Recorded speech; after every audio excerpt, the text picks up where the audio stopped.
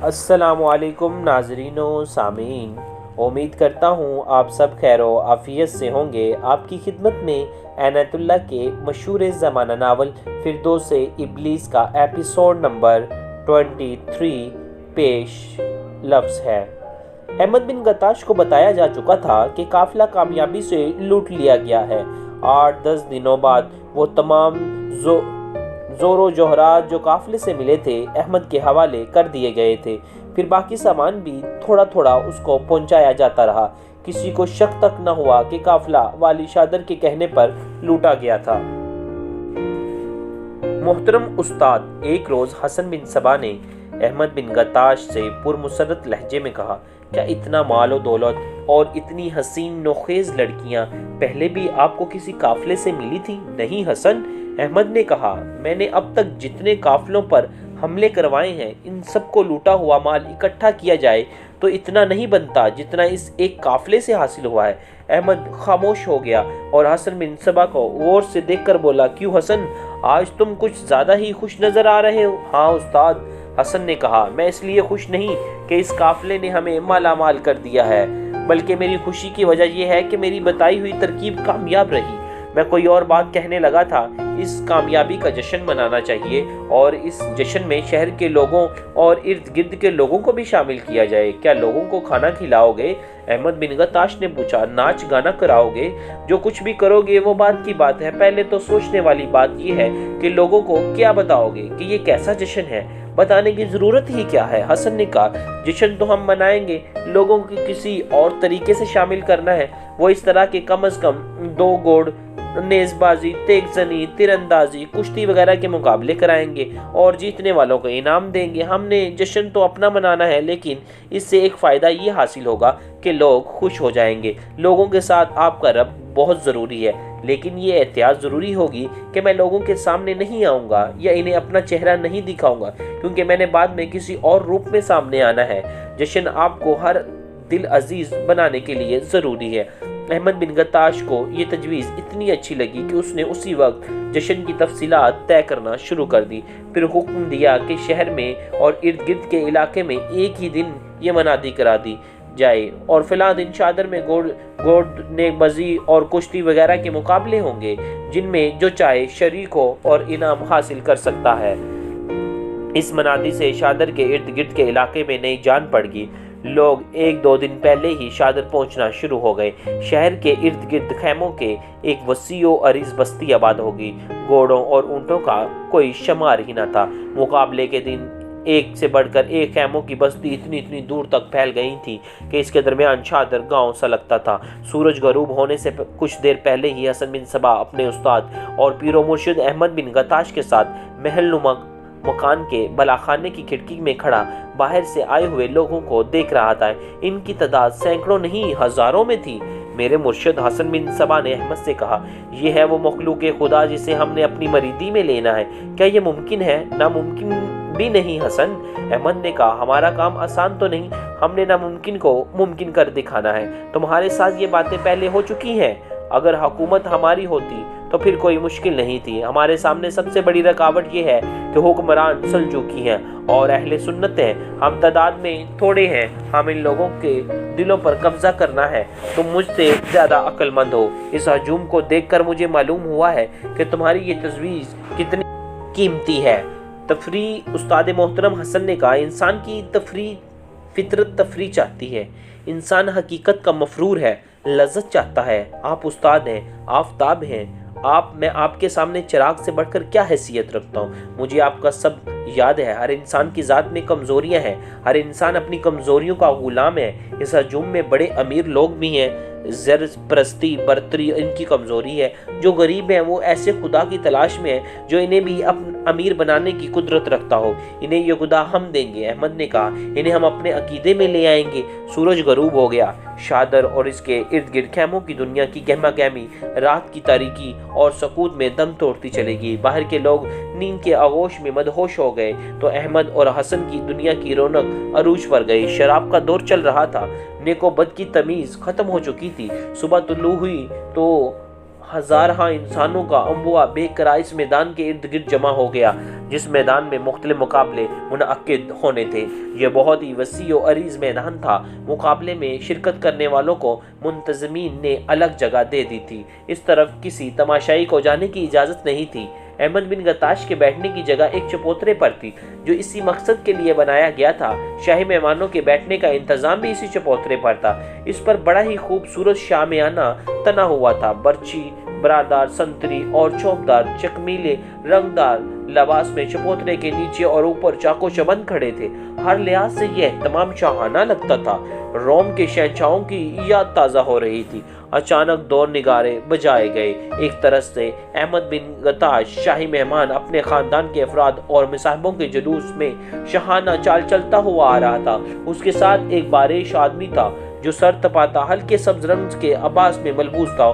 اس کا چہرہ پوری طرح نظر نہیں آتا تھا کیونکہ اس نے سر پر جو کپڑا لے رکھا تھا اس کپڑے نے اس کا آدھا چہرہ اس طرح ڈھکا ہوا تھا کہ اس کی آنکھیں اور ناک صرف نظر آ رہے تھے، اور حسن بن صبا تھا جس نے اپنے آپ کو لوگوں سے مستور رکھنا تھا۔ احمد بن گتاش حسن بن صبا کے ساتھ یوں چل رہا تھا جیسے حسن بن صبا کوئی بہت ہی معزز اور برگزیدہ بزرگ ہو۔ یہ سب لوگ چبوترے پر آ کر اپنی اپنی حیثیت کے مطابق کرسیوں پر بیٹھ گئے۔ احمد بن گتاش اٹھا اور چبوترے پر 2-4 قدم آگے آیا۔ بسم اللہ الرحمن الرحیم، اس نے بڑی ہی بلند آواز سے کہا۔ میں ان مقابلوں کا اہتمام اس لیے کرایا ہے کہ اسلام کی پاسبانی کے لیے قوم کے ہر فرد کا مجاہد بننا لازمی ہے۔ جہاد کے لیے تیاری کرتے رہنا ہر مسلمان کا فرض ہے۔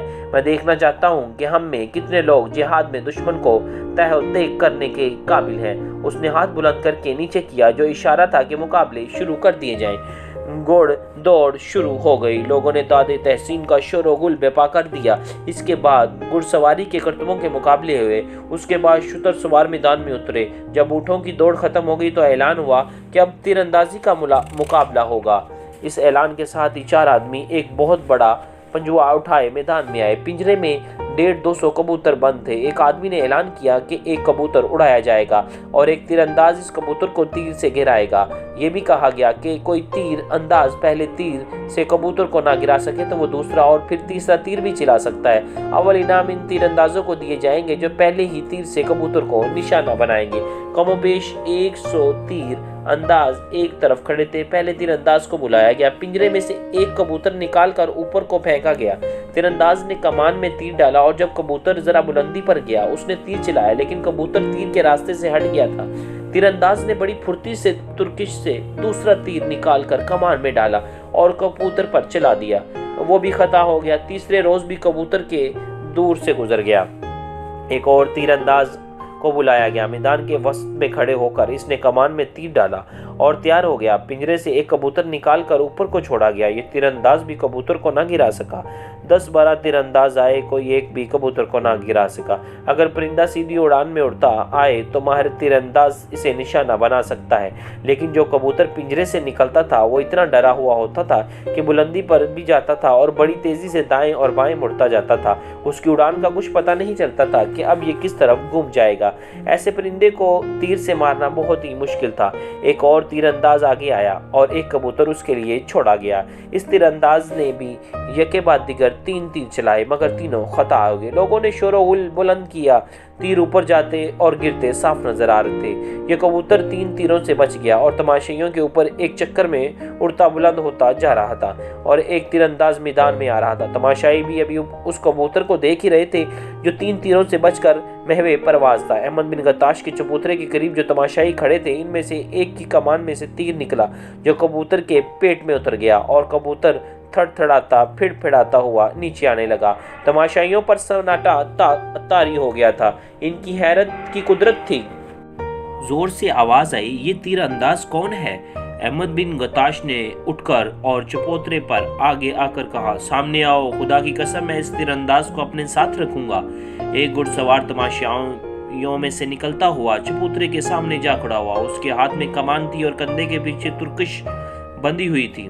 کیا نام ہے تمہارا؟ احمد بن گتاش نے پوچھا۔ کہاں سے آئے ہو؟ کیا تم شادر کے رہنے والے ہو؟ میرا نام یحییٰ ابن الہادی ہے، تیر انداز نے جواب دیا۔ بہت دور سے آیا ہوں، بہت دور جا رہا ہوں، یہاں کچھ دیر کے لیے رکا تھا، لوگوں کا ہجوم دیکھا تو ادھر آ گیا۔ اگر اجازت ہو تو میں دوڑتے گھوڑے سے تیر اندازی کا مظاہرہ کر سکتا ہوں۔ میں دعویٰ تو نہیں کرتا، لیکن کوشش کروں گا کہ آپ کو کچھ بہتر تماشا دکھا سکوں۔ اجازت ہے، احمد بن غطاش نے کہا۔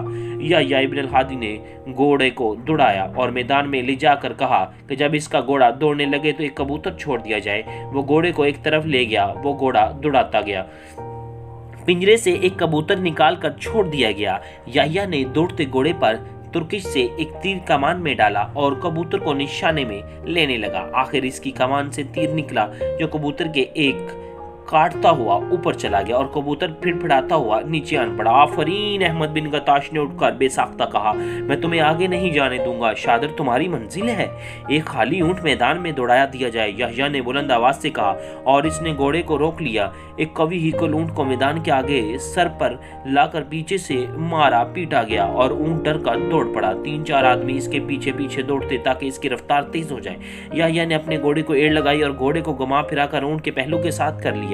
گھوڑے کو اپنے ساتھ دوڑاتا دیکھ کر اونٹ اور تیز ہو گیا۔ اونٹ کی پیٹھ پر کھچاوا کسا ہوا تھا، ایک آدمی کی سواری کے لیے تھا، اس کی مہا زمین کے ساتھ بندھی ہوئی تھی۔ یحییٰ نے رکابوں سے پاؤں نکالے اور دوڑتے ہوئے گھوڑے کی پیٹھ پر کھڑا ہو گیا، وہاں سے اچھلا اور اونٹ کی پیٹھ پر پہنچ گیا۔ اس نے اونٹ کی مہار پکڑ لی، گھوڑا اونٹ سے الگ ہو گیا تھا۔ یحییٰ اونٹ کو گھوڑے کے پہلو میں لے گیا اور اونٹ کی پیٹھ سے کود کر گھوڑے کی پیٹھ پر آ گیا۔ اس نے یہ کرتبت دکھانے سے پہلے ہی اپنی کمان پھینک دی تھی۔ اس نے گھوڑے کو موڑا اور چبوترے کے سامنے جا رکا۔ یہ وہی یحییٰ ابن الہادی تھا جسے سلطان ملک شاہ کے کوتوال نے جاسوسی کے لیے شادر بھیجا تھا۔ وہ 2 روز پہلے شادر پہنچا تھا۔ وہ سوچ رہا تھا کہ اپنا کام کس طرح شروع کرے۔ انہی دنوں مقابلوں کا ہنگامہ شروع ہو چکا تھا۔ پھر مقابلے کا دن آ گیا اور تماشائیوں میں جا کھڑا ہوا۔ اس نے جب اڑتے ہوئے کبوتروں پر تیر چلتے اور خطا ہوتے دیکھے تو اس نے سامنے آئے بغیر ایک کبوتر پر تیر چلا دیا۔ اس طرح اس کا رابطہ براہ راست احمد بن غطاش سے ہو گیا۔ موقع بہتر جان کر اس نے گھوڑا سواری کا کرتب دکھا دیے۔ اس سے آگے اس نے کیا کاروائیاں کی انشاءاللہ میں آپ کو اگلے ایپیسوڈ میں ڈیٹیل کے ساتھ بیان کروں گا۔ اب مجھے اجازت دیجیے، خدا حافظ۔